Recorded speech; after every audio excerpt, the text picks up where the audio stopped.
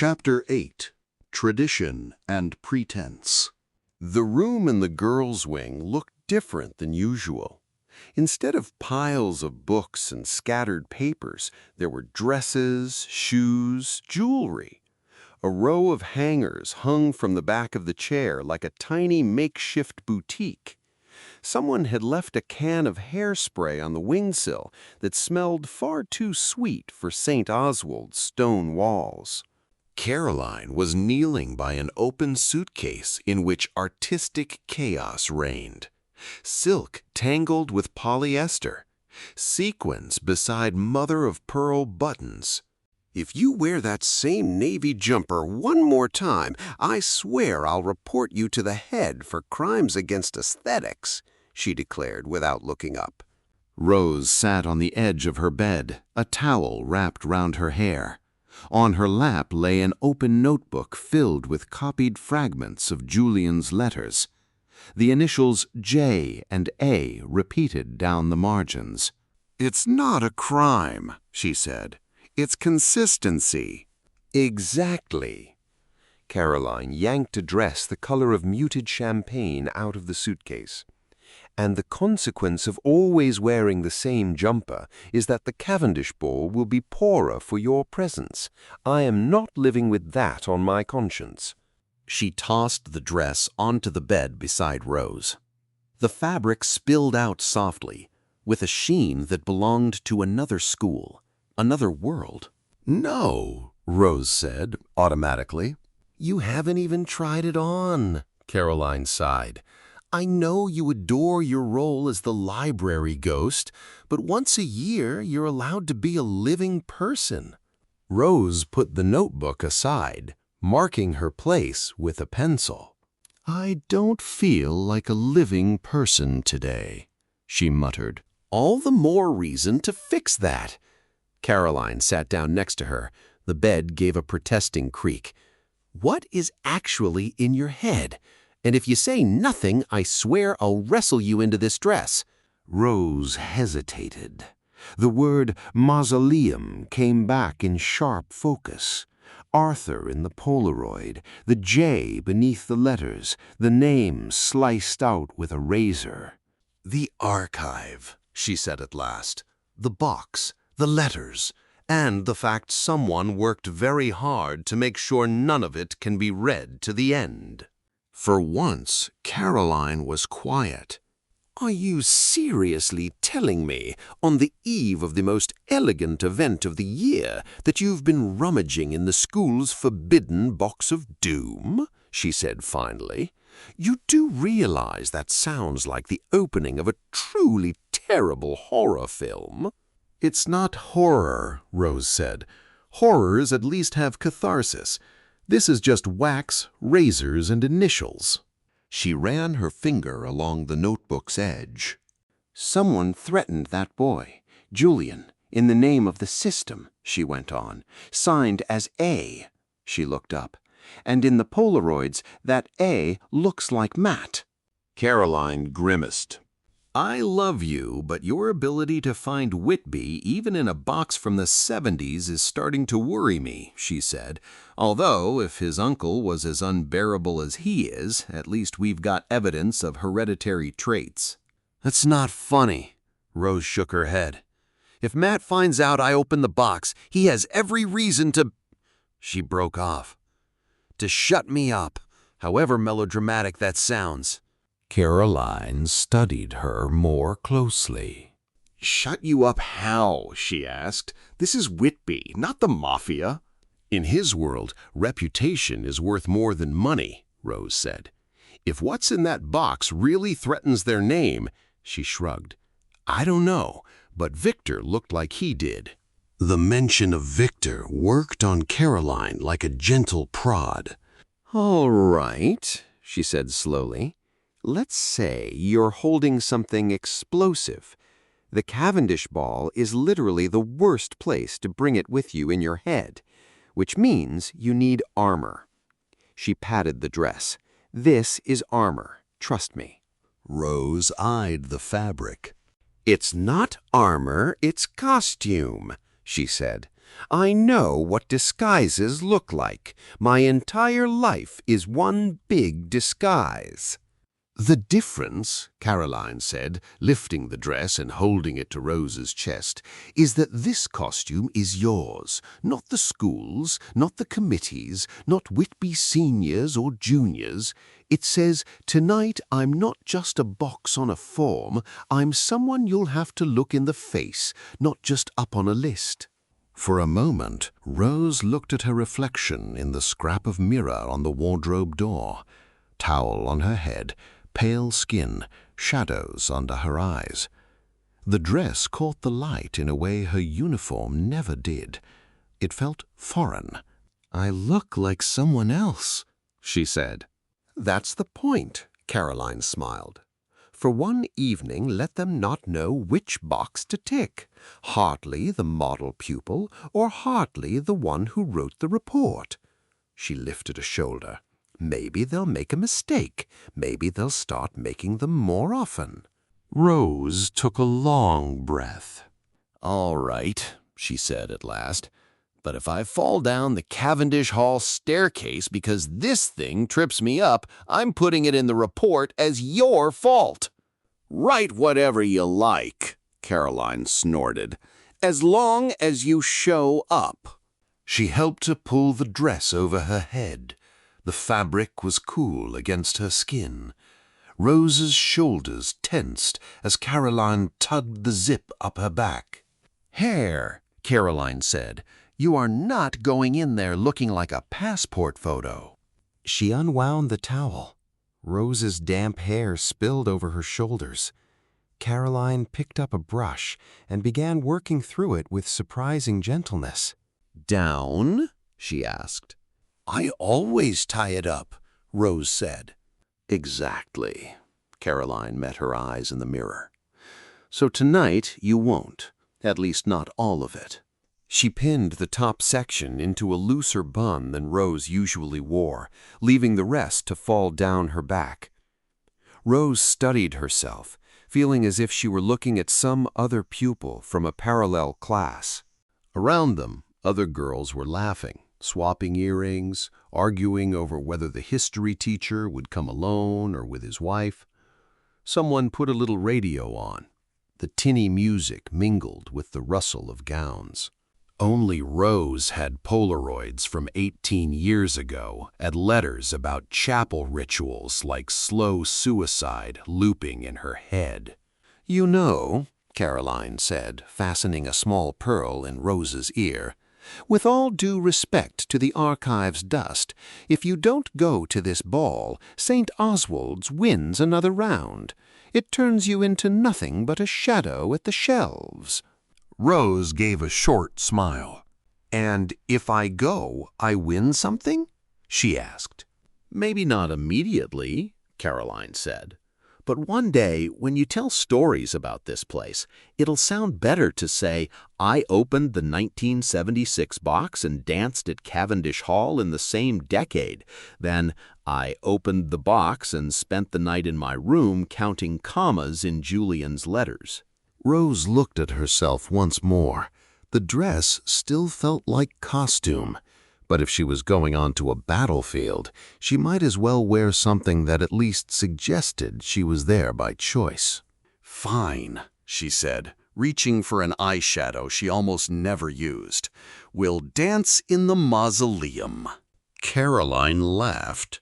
"Exactly," she said. "Let the ghosts of '76 see someone standing up to the system in a better dress.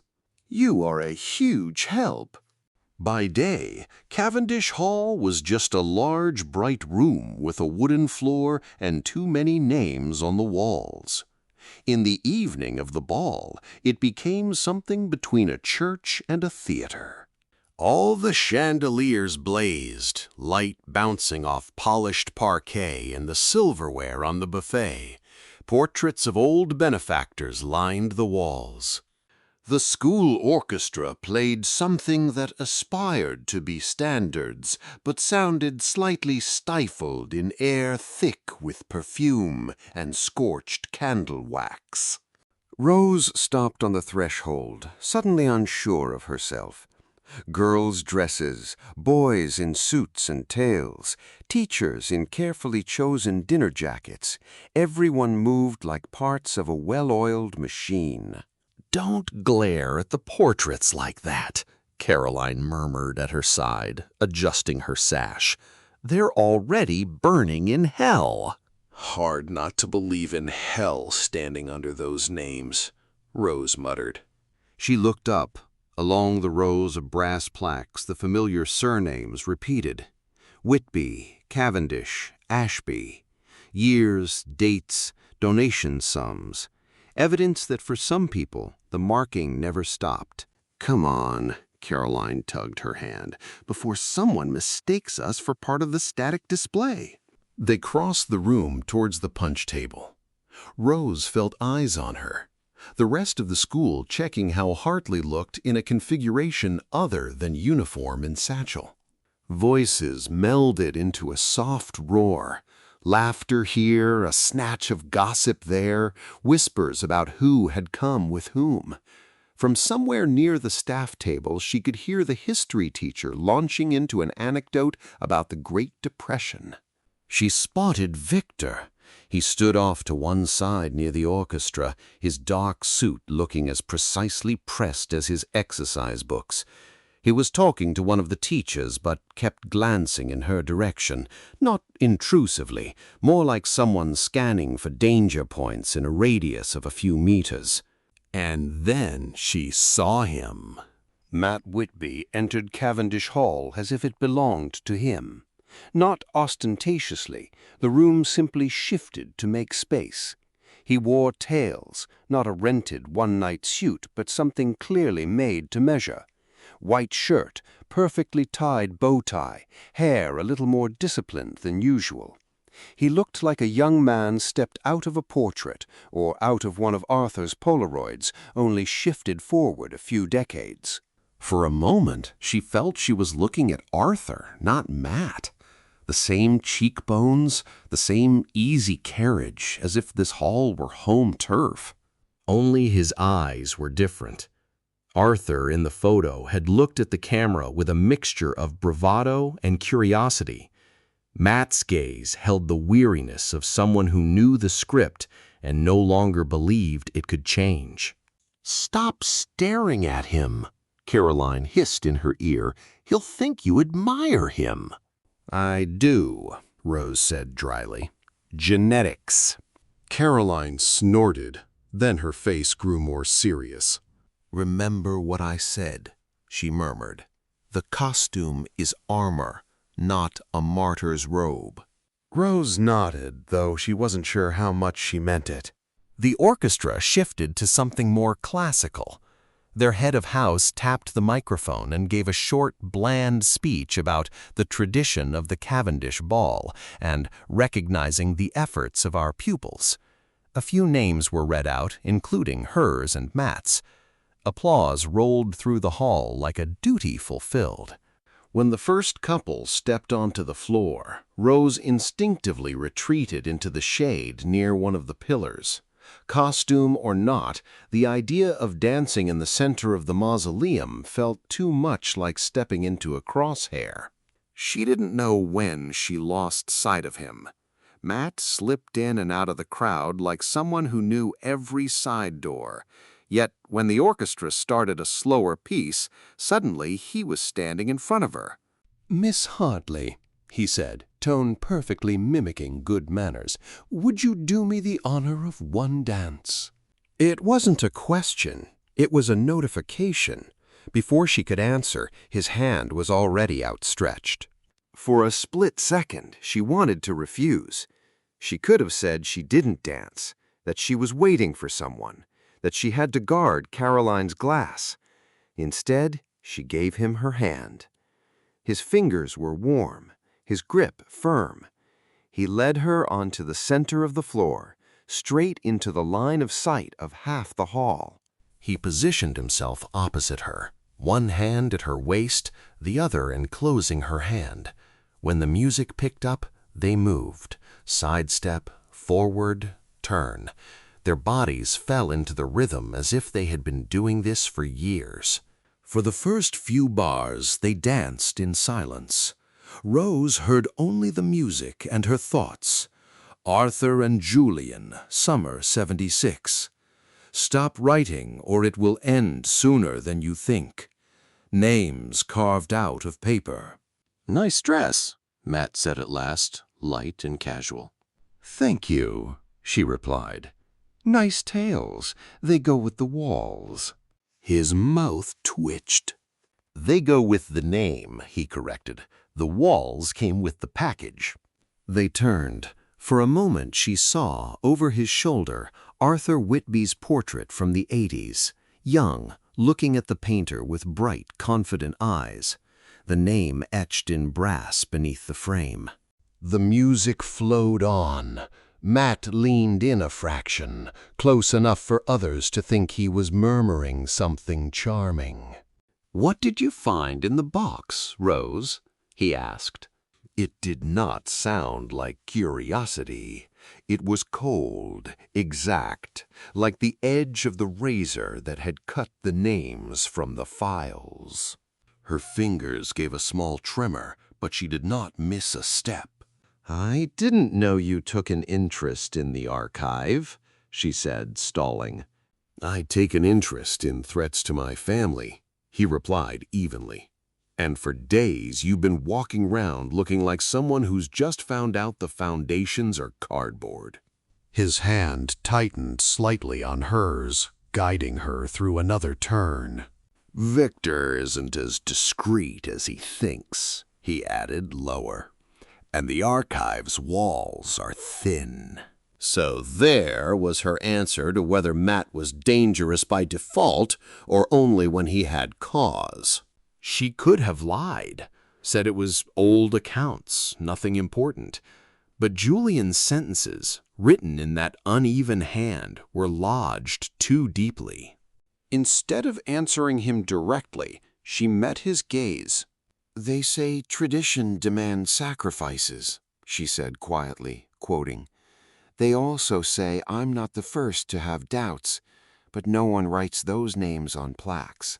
For a heartbeat, something cracked in his expression. His hand on her waist tightened sharply, as if he meant either to pull her closer or pin her in place. His fingers dug into the fabric. The pain was sharp but controlled.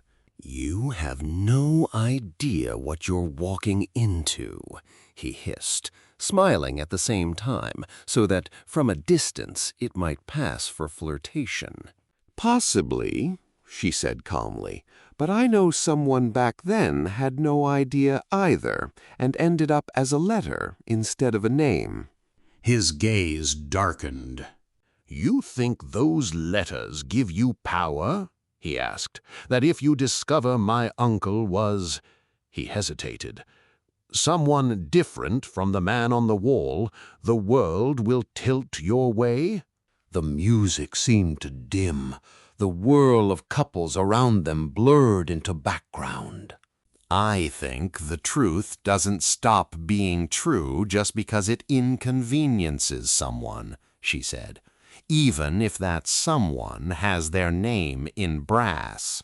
For a moment they were close enough for her to feel his breath on her cheek. This would have been the moment to say something that shifted their orbit, to apologize, to bargain, to threaten plainly. Instead, he let go of her hand so suddenly she almost stumbled. He stopped, though the music went on, took a step back.